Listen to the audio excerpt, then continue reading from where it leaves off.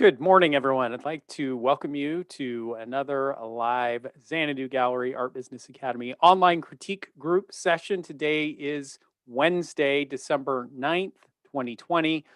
Good to be back here with you for another session. And we will be jumping right into the session. Just quickly by way of announcement, next week, I have to tell you at the beginning, because I might forget at the end. But next week is our Ask Me Anything session. So this is your chance to ask follow-up questions on issues that we've discussed during past critique group sessions, or questions about your art, about art marketing, working with galleries, anything you want. It's an open session. So if you'll come back to this page where we do the broadcast and have the archive between now and next Wednesday, you'll see a different form for submitting your questions. You could do that. Then I'll also send out an email early next week reminding you of the session, but I'll look forward to taking your questions next week. With that, I do want to jump right in and meet our featured artist this week, Jeff Green. Good morning, Jeff. Thank you for joining us. Good morning. Glad to be here. And Excited. yes, Jeff, we're excited to have you. And talk to us to begin a little bit about your background and how you came to create the photographic art that you're creating. So my background is, believe it or not, in marketing and advertising. And not a bad skill set to have. No, not tougher to apply in the art world, though. Everyone says that. Yes. But always been a photographer, and beginning in early 2017, I made the decision to say, okay, I was in a position to turn my attention more fully to my photography business and try to give it a go and say, well, can I turn what had been an ardent and avid hobby into some kind of business, find out what the appeal might be, and not spoil the joy of doing it. Yeah. So can I, it's a fine line to walk. Balance? Exactly. So launched it in April of 2017. So I've been going for now about 3+ years. This year, obviously, has been very challenging. Yeah, hard to know how to count this year. Yeah, very, very tough. Started on the art fair market. So started with Art Expo in New York as a way to kick things off. Since then, I've probably done 24 art shows. I've found that online sales have not been happening. So I'm kind of at a point where I need to figure out kind of which channels make sense, what directions to go. And kind of one of the business challenges is sort of finding the audience for this kind of, for photography, which is, I think, different than a lot of the artists we've been talking about, and B, more abstracted, less representational imagery. Yeah. Well, Jeff, hopefully you've come to the right place to at least start exploring some of those issues. And they're all pertinent questions. And I think each and every one of us who's here can take all of those kinds of questions and adapt them to our own work and ask ourselves those very same things. Let's jump in and look at your work up. But before we do, Jeff, tell us where your studio is located and where you're coming from. So I'm in New Hyde Park on Long Island in Nassau County. And I take the photographs kind of, they're on, it's everything from family trips to specific workshops for photography. I don't have any formal training, like not any fine arts classes, but probably 12.5 workshops at various places over the last 10 years or so. Some of them travel workshops where you go to the destination and actually photograph. Others, you're learning techniques and some kind of more creative approaches. Excellent. Well, let's take that then and jump in and look at your work. And as we look, Jeff, talk to us a little bit about kind of the inspiration or the development of the work that you're doing. So we'll start here. So the work, I guess the best way to describe it is there's another photographer called Jay Maisel who talks about being attracted to light, color, and gesture. And the one that's a little ambiguous is what he means by gesture. And to me, it really is about energy. So what I tend to gravitate towards is trying to capture the energy via light and color in nature. And whether it's water, a lot of my images are water-based or floral-based, or forest-based, things like that. With one exception, which I think is the fifth image you're going to show. This is actually the ocean. So, and this is basically the light coming through the waves.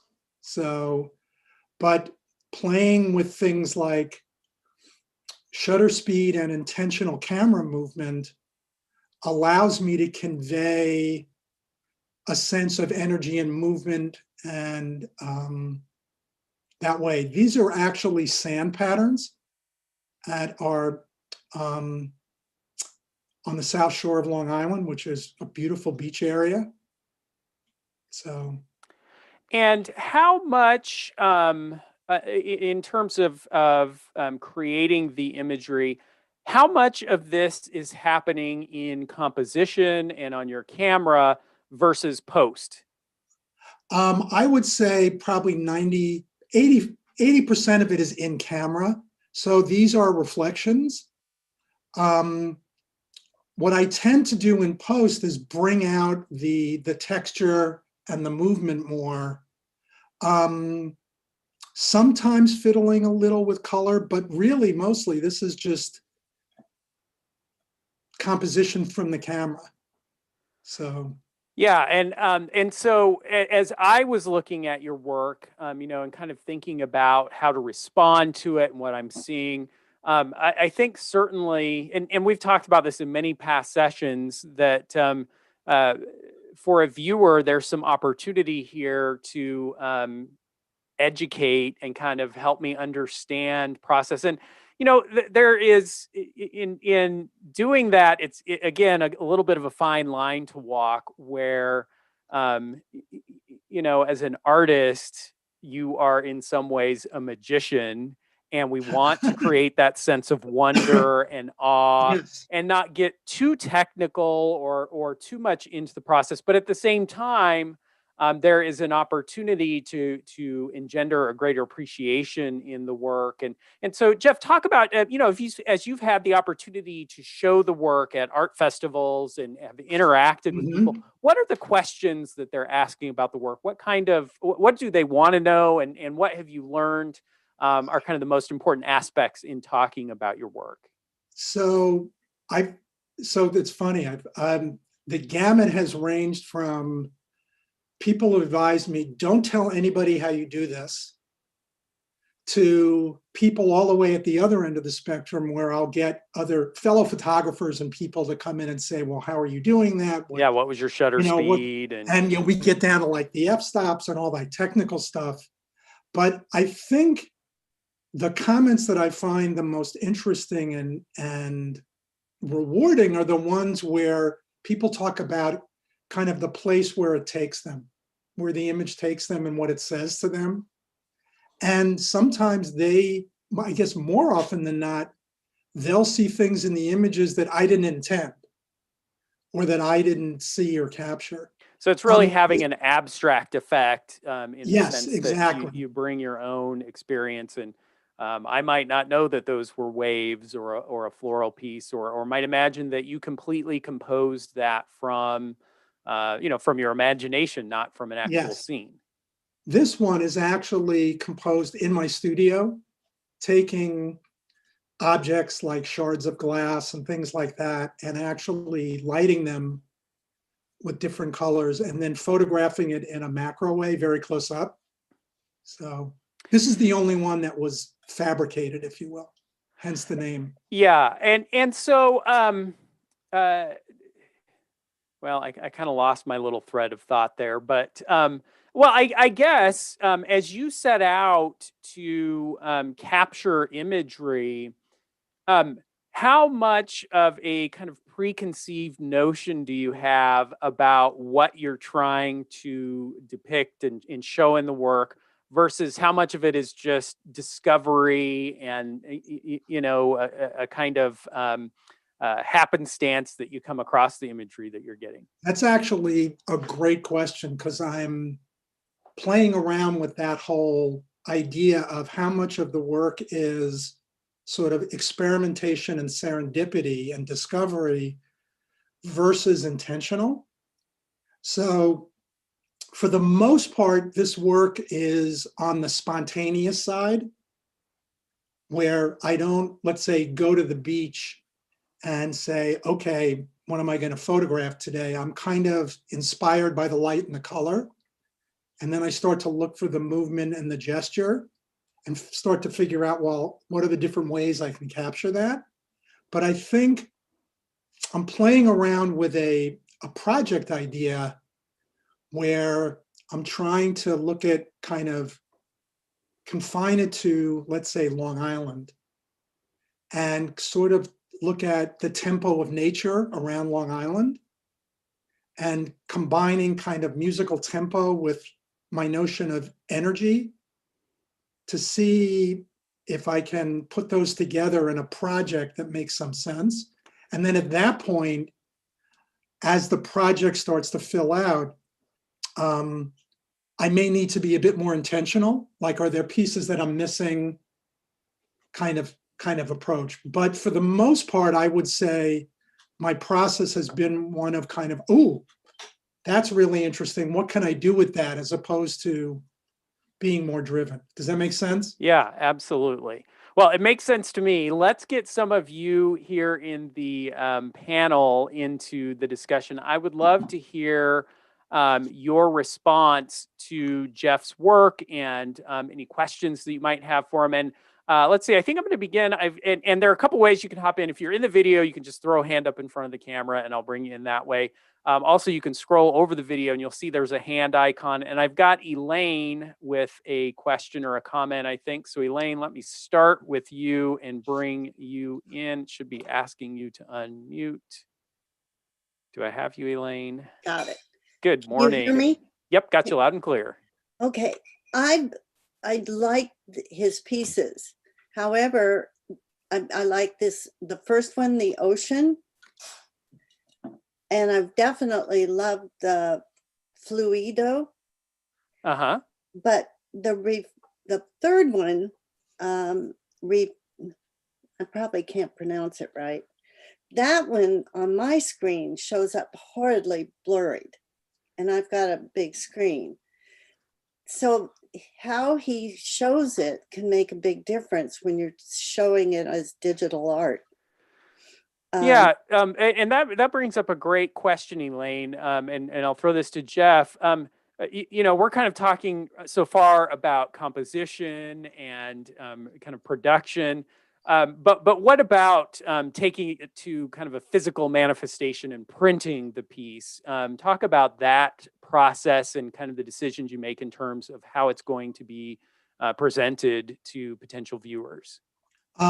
So unless the prints are really large, which is a question I want to come back to later, I do all the printing myself. So, and most often I do it on fine art or matte or textured paper. Oh, good. Because I think it it brings out the nature of the work better, and the feeling of the work better. I'm also going to play with showing it without glazing at some point, because I think that sometimes the glass gets in the way of seeing the work truly for what it is. And there's a richness that comes through when the glass is not there. But I think to Elaine's point about that one image, I mean, it's reflections, it's fall reflections in water. So it may be that there's probably a little grain in the image, but the reflections are kind of, if you will, wavy and sort of not crisply focused, I guess you could say. I recognize that. I do, because I know how water Right. reflections are. Have you considered trying to use some pastel on top of some of this work? On top, what is that? Say it again. Well, if you're printing it on paper, Yes. and really, and first I need to also say that my favorite is the last one, the one you did in the studio, where you contrived it. I like the balance of the colors. It seems to have a better design than the others. I find it speaks to me, is the best way, because I love this kind of stained glass look that you have in it. Yep. But I've been doing some things on oils and acrylics and watercolor, where I've been starting to add pastels on top of it. And pastels come in different hardnesses, and I've got some new ones that I'm wanting to experiment with. But it may also give you a way of taking these beautiful colors and define them better, and get into the design elements of your pieces, because the second one and this one are much stronger in the design, I think. So I think Elaine is encouraging you, Jeff, to become a mixed media artist. I do have to comment, though. It's interesting, Elaine, hearing you talk about the couple of pieces. It was very interesting, and we'll get to some of the comments that came in via email or submitted on the form ahead of time. And this almost always is the case, that I'll get some comments about, oh, my favorite one is, and then fill in the blank. And I got, on every single one of these pieces, it's somebody's favorite, and for different reasons. And so, it certainly is fascinating, and part of the opportunity, and I think the joy of showing artwork is just that, seeing what kind of engenders a response in people, and how different aesthetics can appeal to different sensibilities. But definitely interesting to think about experimenting. And Jeff, how would you respond to that idea of mixing some media in? Well, it's interesting. I took a class in applying pastels to black and white images and sort of using that to colorize them. But I hadn't really thought about it in terms of using them on top of the already colored images. And it's interesting. I'm trying to figure out how that would be different than possibly playing with color digitally. Yeah. And that's interesting too, because it's kind of thinking about, okay, what are my most natural tool sets that I would readily go to? And it sounds, Elaine, like you're an artist who is comfortable working with different media, whereas I expect, Jeff, your natural tendency would be to say, okay, I can do that digitally or on the camera and go to that tool. But interesting suggestion, Elaine, and who knows, maybe something worth playing with a little bit. Gay, I see you have a comment as well. Let me see if I can pull you in, and then Ellen. Okay. Firstly, I found these all very painterly. I'm a painter. I'm not a photographer. I'm an idiot with a camera, quite frankly. Digital cameras save me because we can jettison all the ones with my fingers in front of them. So, I appreciate what you're doing. I don't have favorites, but I think the first four are extremely painterly. And that's what drew me just to them. The last one is interesting, and you can explore it for all you want, but I find it fascinating that you can take some medium that I am useless with and you transform it into this. When I first saw them, I hadn't read your blurb, so I thought they were paintings. Oh, wow. So I found that very interesting. I think the first three, this one, the second one, is astonishing. Yes. That's what I'm going to say as a painter. This has gravitas to it. So you can do anything you want with mixed media, but I think you're pushing the envelope of your own medium as far as you can. And I'm just going to encourage you to keep going. Oh, The only thank other you. question I had for you was, because these are photographically digitalized and everything else, how many of these do you make of each one? Is it Oh, just good one? question, Gay. And that kind of will take us into the pricing, which we might as well just jump there now. But go ahead and answer, Jeff. It's a great question. So I started off doing editions of 25, regardless of size. And the image up now is actually my most popular image. I'm actually in the middle of the edition series on that one. Recently, I've slimmed it back to 15, regardless of size. And I know that there's a lot of talk about, well, a lot of photographers say, well, you should do editions that are, limited to a certain size. So 10 that are 10 by 15 or 10 that are 30 by 40 or whatever. And I decided to start off that way because I thought it would be a way to convey value. And I'd love to hear more thoughts about that, from the other people and from you, Jason. Because yeah. Let me go first to Ellen and then to Terry, and we will come back to all these questions of edition size and value and pricing. So stay with me. But Ellen, let me go to you first. Good morning, Ellen. Hi, can you hear me? Gotcha. Well, first of all, I want to let you know that I have a background as a professional photographer, and I love what you're doing with photography. I've been to many art shows where there've been artists and there've been fine art photographers. And one of the comments that I hear people say that I could just slap them for is that someone will walk up to a photo and I will know what went into creating that photo, that the person had to wait until just the right time of the day where the light was just right and everything was just perfect to get that photo. And some person will walk up and say, oh, I could take a picture like that with my camera. And I just want to slap them. But what I want to say about your work is that you have taken your photography to a level that I don't think anyone would step up to looking at one of your photos and say, I could do that.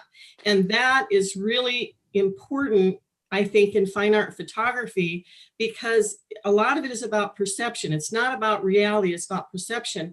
And if someone perceives that, he or she could do that, then they don't see the value there. But if you have done something in such a way that someone says, I could never do that, that's or what you maybe doesn't even realize it's a photograph. Right, exactly. That's what you want to achieve. And I think that you have achieved it beautifully. And your work brings out imagination and creativity. And it's just stunning. It really is stunning. And yeah, great comments, right Ellen. track. And I do think that points to one of the challenges, and Jeff, by the nature of your compositions and the way you're approaching your work, I suspect it's not as much of an issue. But certainly photographers, fine art photographers over the last generation, the last decade and a half, have really had a bit of a challenge in that regard, in the sense that now everyone's got their iPhone and they're walking around snapping, hundreds and hundreds of pictures every day. And there has been a shift in the way that we think about photography and how we value it.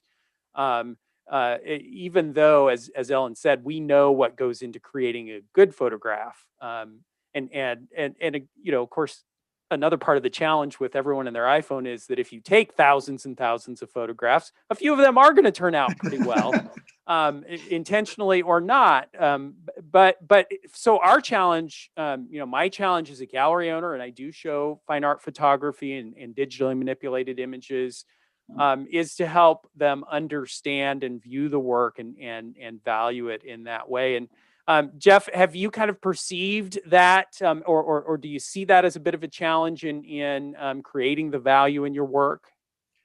Yeah, that comes up a little bit. Yeah, the I could do that kind of thing. What I'm struggling with actually a little bit more is that I think, and it could be that it's the art fairs and venues I've been at, but I feel like when people think of photography, they think representationally first. Yeah, almost And so- journalistically sometimes. Exactly. And so for them to then embrace this as art requires a big shift. Yeah. And, you know, and if I look at some of my fellow photographers at some of these fairs, they're producing lovely travel photos and landscapes.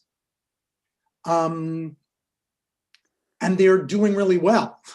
Yeah. So I, you know, so there's this struggle with being drawn this way artistically, but does the where is that approach? Where do I find accepted? the market then? Where's Yeah, the it's a acceptance great for it? Right. point. Let me go to Terry, and then I've got two things I want to hit on there. Terry, if I can bring you in, it should be asking you to unmute. There we go. Gotcha. I have all kinds of things to say, so I'll try to limit it. My daughter does, she's a professional photographer.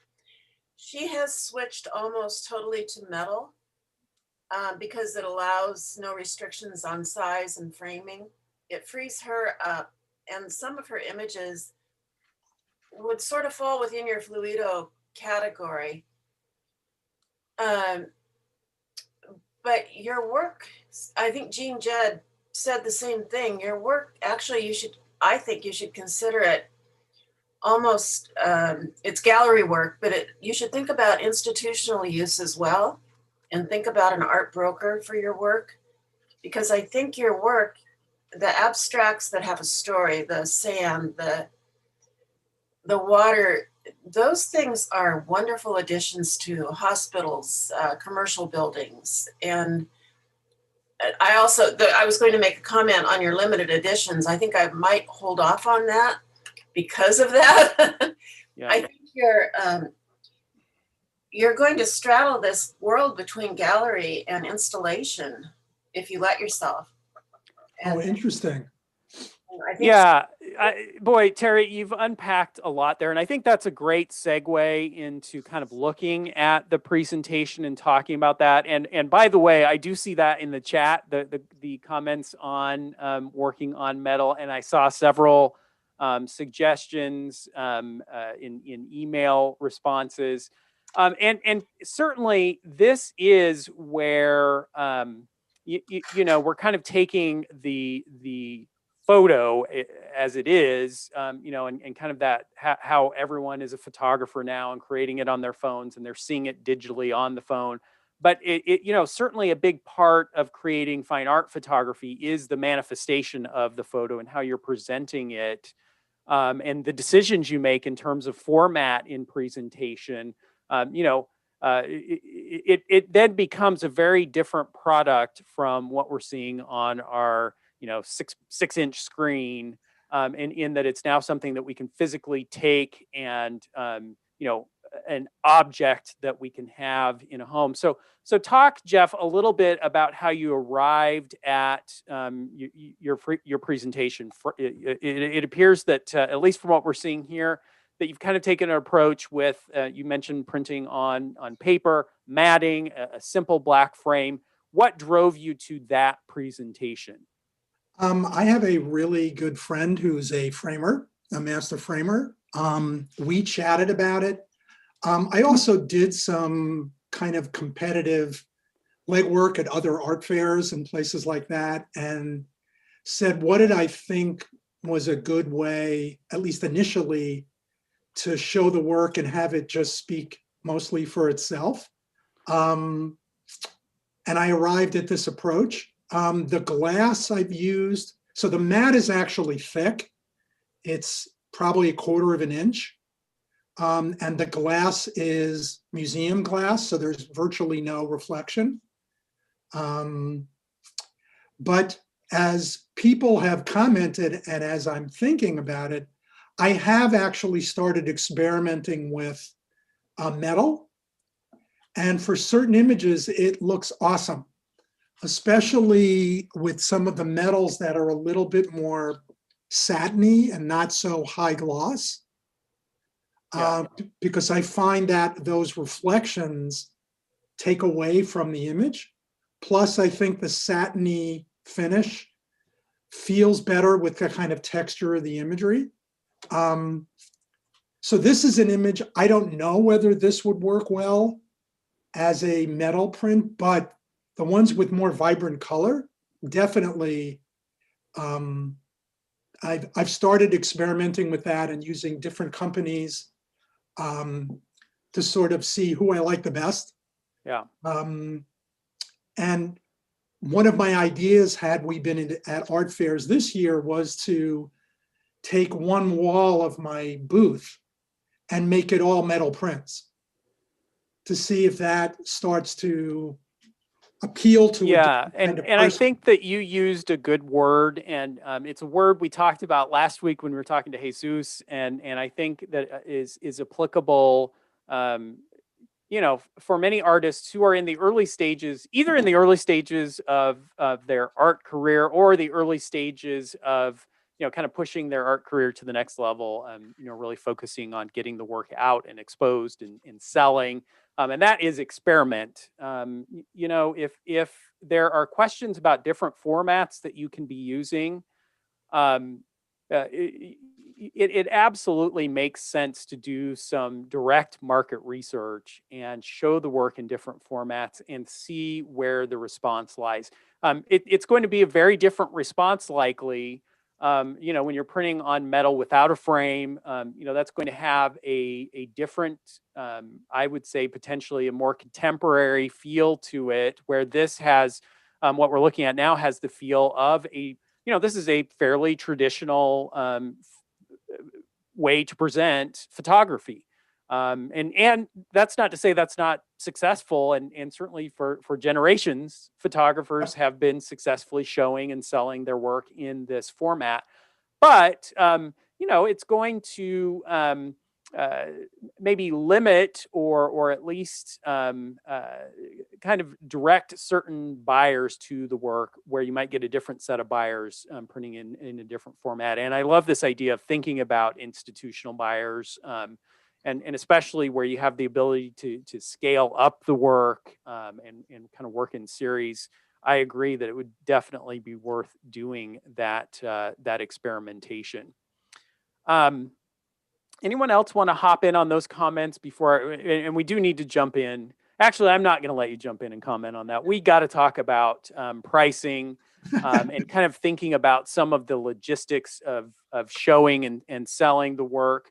And it's a conversation we always have. Today's going to be no exception. A kind of echoing that you know, that the challenge with pricing is that we want to optimize for sales and profit. And so it's a balancing act between how do I get the best volume of sales and exposure and build a base of collectors?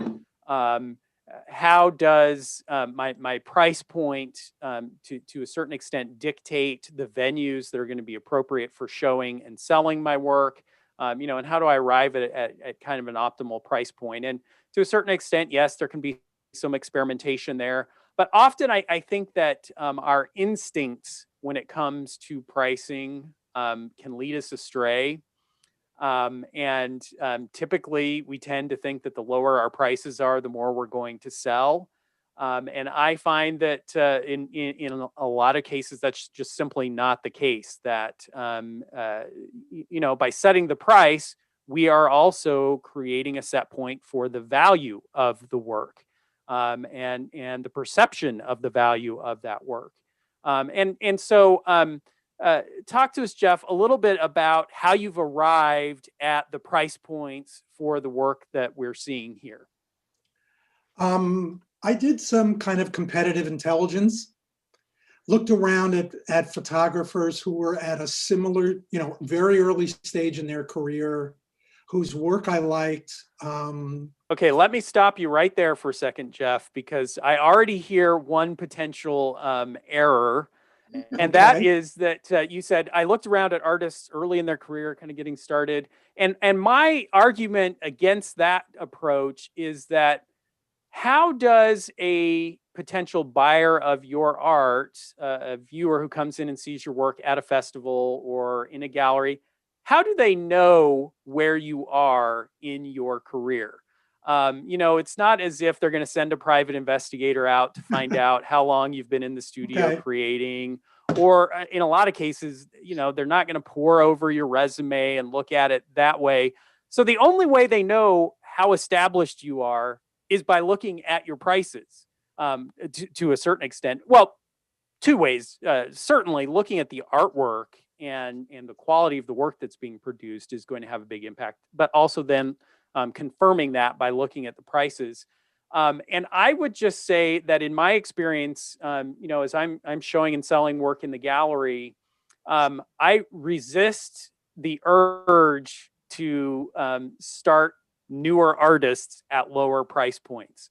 Instead, I just want to look out at the marketplace as a whole and say, in terms of the visual experience that people are having looking at this work, and I may feel, and with your work, Jeff, I would definitely say this, I would feel very comfortably putting this up against very well established long-term artists, and looking at it that way and thinking of the experience that the viewer is going to have, and trying to set a perception of that value.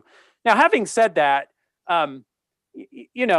that's not to say that you are radically out of line on your pricing, way undervalued or anything like that. That may not be the case at all, but I would just be very careful about handicapping yourself by only looking at other artists who are maybe in the first 5 years of their professional art career, that kind of thing. I want to look at the much broader market.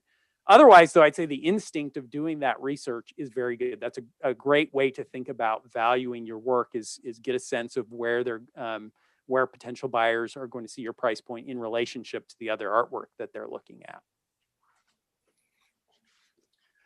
Yeah.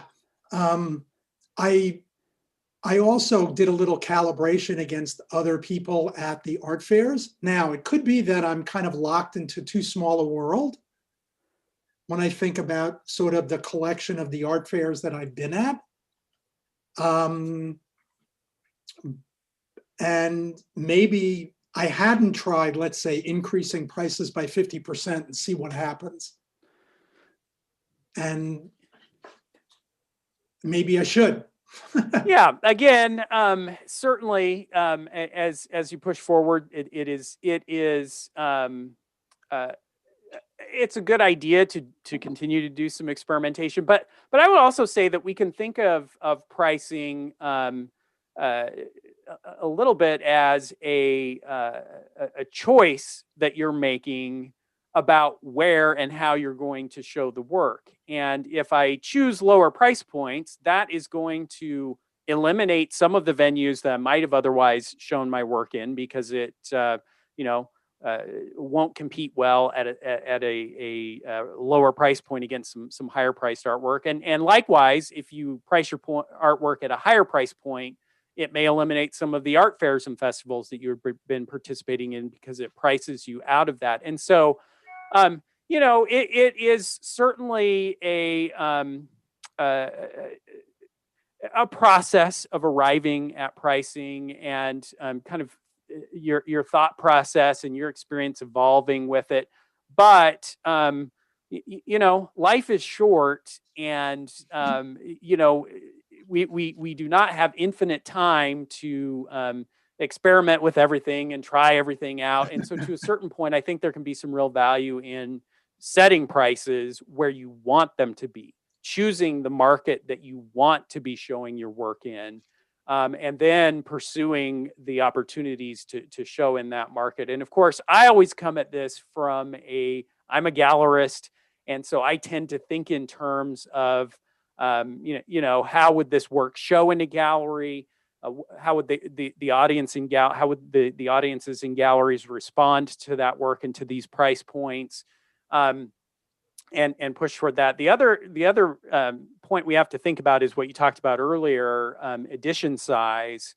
And I've mentioned this in some past sessions here where we've looked at photography and other editions, and that is that I'm seeing less and less of a premium put on smaller edition sizes.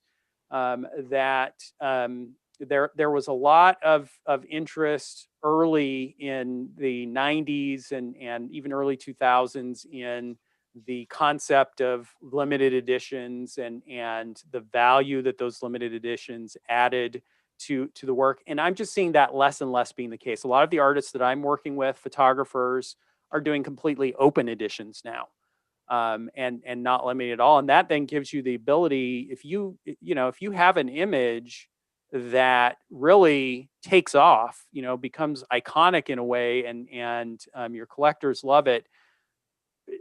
From a practical standpoint, thinking about the population of the globe and how many people might buy that image, is there really that much of a difference between selling 15 of them or 150 of them or 1,500 of them? It's still, it is still a pretty small sliver of people who are going to have that image, and I just find that there's less and less of a preconceived notion about how large an edition size should be, et cetera. So that would be another thing that I might consider. I see I've got other comments coming in, so let me get to a few of those comments. We're quickly running out of time. Gay, let me go to you first, and then I think I saw Terry as well. Just two really quick things. Firstly, are you estimating the price based on the size of the image or the size of the whole enchilada? Because I was thinking, if you do the price of the image and then just simply add the frame to it, it might come up. But I personally, not that I'm still new to this whole process myself in some way, think these are too cheap.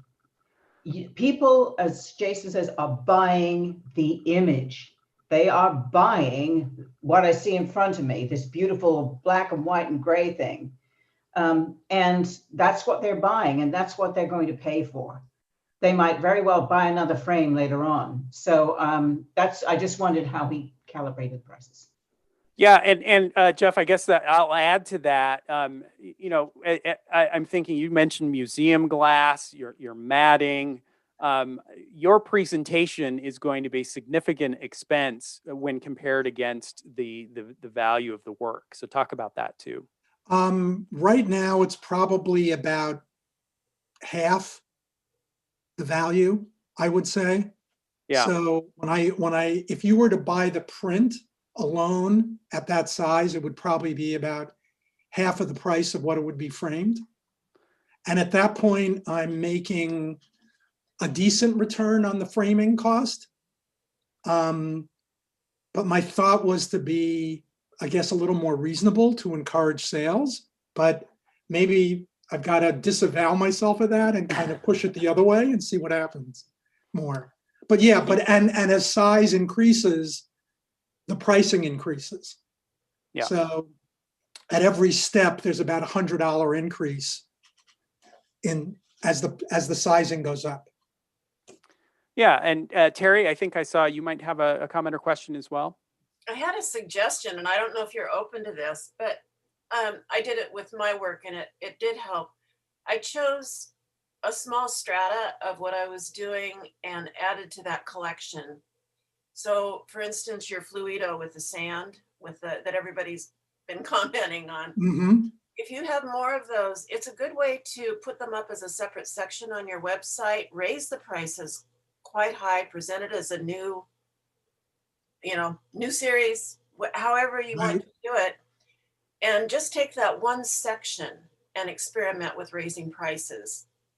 Oh, that's interesting. That's a great idea. Yeah, and we didn't really get to comment much on the consistency of the work. Obviously, there's consistency in terms of the medium and kind of your sensibility in the work. If those of you who are here though didn't get a chance to go to Jeff's website, I would suggest you do that, because I think, Terry, what you're suggesting, Jeff is already kind of in the process of doing and thinking of these in terms of series and multiples. And I think that is an excellent idea. We see some variety in terms of your approach and kind of the palette of these different pieces. But then as you create a narrative and kind of build out in series, that is a great way to kind of give your collectors an opportunity to dive in deeper and explore other pieces and acquire other pieces, and can be very positive. And I was- especially as a photographer, you've got a great opportunity to do that. I think that I didn't put the reason for that in there. And I think one thing that I want to see as a buyer is a commitment to a thought or an idea. And if you expand sections of these into series of their own, like the sand, it tells me that you are committed to this mystery that you're looking at. And then that pulls me into your art. Yeah, and so here's just a quick glimpse at that series, and we can see that there are several different images there. But I could not agree more that again, especially thinking of this, if I were showing the work in my gallery, it would be very interesting to be showing 4 or 5 pieces that are very tightly related to one another. To be able to create to compare and contrast those pieces, and to have conversations around that. Jeff, what's your response to that idea? Yeah, it's a really interesting idea. I think the other thing that I've heard too is that people have said they'd love to see the work larger, like really large. And I think so if I was working with you in your gallery, I think we would try to show much larger pieces than these. I mean, these are typically, 12 by 18, the actual image itself, 10 by 15. Yeah. And I think much larger, A, we could command a bigger price, and B, they'd have more impact. And especially as showing a series, it would be really neat. Well, and kind of reflecting back to that point earlier, I've also found that as you scale up photography, especially, that as you scale it up, you stop having those conversations about, oh, I could have taken that photo, because it's really no longer about that. It's about the impact of the work. Jeff, we've already gone over time, and there were things that I wanted to talk about that we didn't get to, and I know you had some questions maybe that we weren't able to get to. So, I throw this out to all of you. You all have my email address. It's jason@xanadugallery.com. And I'm happy to kind of continue these conversations. And as I mentioned at the beginning, we have a great opportunity next week in an open session for you to follow up on those questions and for us to continue these conversations. I think the one thing I would close on is that Jeff, I do see an opportunity for you to be, again, in terms of the quality of the work, in terms of the creativity and the inspiration in the pieces. And we didn't even ask this question, Jeff. I assume you have sold some work. You mentioned that you're halfway through one of the editions. You have sold work. You've proved the concept. People are interested in your work. They will buy it.